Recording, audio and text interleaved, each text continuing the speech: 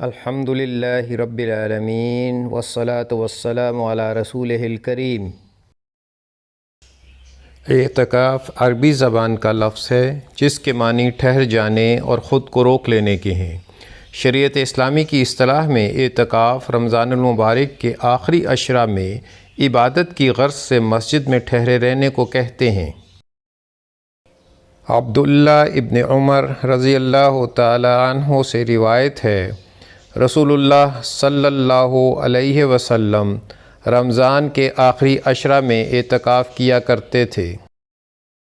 عائشہ رضی اللہ تعالی عنہا سے روایت ہے، جب رمضان کا آخری عشرہ آتا تو نبی کریم صلی اللہ علیہ وسلم اپنا تہبند مضبوط باندھتے، یعنی اپنی کمر پوری طرح کس لیتے، اور ان راتوں میں آپ خود بھی جاگتے اور اپنے گھر والوں کو بھی جگایا کرتے تھے۔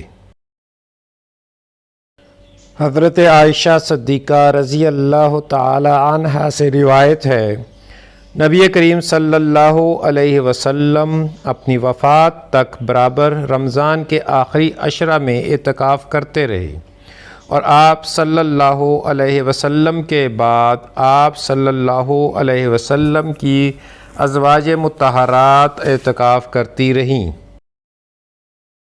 حضرت عائشہ رضی اللہ عنہا سے مروی ہے، نبی کریم صلی اللہ علیہ وسلم مسجد میں معتکف ہوتے اور سر مبارک میری طرف جھکا دیتے، پھر میں اس میں کنگھا کر دیتی، حالانکہ میں اس وقت حیض سے ہوا کرتی تھی۔ حضرت عائشہ رضی اللہ عنہا سے روایت ہے، حضرت صلی اللہ علیہ وسلم مسجد سے اعتکاف کی حالت میں سر مبارک میری طرف حجرہ کے اندر کر دیتے اور میں اس میں کنگھا کر دیتی۔ حضور صلی اللہ علیہ وسلم جب معتکف ہوتے تو بلا حاجت گھر میں تشریف نہیں لاتے تھے۔ علی بن حسین رضی اللہ عنہ سے روایت ہے، صفیہ رضی اللہ عنہا نبی کریم صلی اللہ علیہ وسلم کے یہاں آئیں۔ آپ اس وقت اعتکاف میں تھے، پھر جب وہ واپس ہونے لگیں تو آپ بھی ان کے ساتھ انہیں چھوڑنے آئے۔ آتے ہوئے ایک انصاری صحابی رضی اللہ عنہ نے آپ کو دیکھا۔ جب حضرت صلی اللہ علیہ وسلم کی نظر ان پر پڑی تو فوراً آپ صلی اللہ علیہ وسلم نے انہیں بلایا کہ سنو، یہ میری بیوی صفیہ رضی اللہ عنہا ہے۔ اس کی وضاحت کے لیے ضرورت سمجھی کہ شیطان انسان کے جسم میں خون کی طرح دوڑتا ہے۔